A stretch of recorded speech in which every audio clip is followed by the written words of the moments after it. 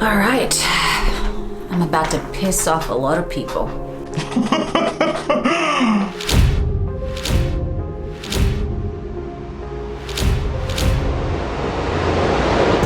You know, the whole idea of, if you kill a soul, then you're basically going to hell. Well, animals have souls. We're talking about a place where we are abusing, using Mother Earth, animals, to the point where when you start looking into it, it is absolutely terrifying. A lot of the time we're programmed not to listen to our emotions. Your emotions, by the way, are your compass. But once you start becoming more and more powerful, once you start becoming more and more popular, once you start getting more and more followers, you cannot help but getting an identity around that, and your ego might grow and you might get a little bit of a God complex.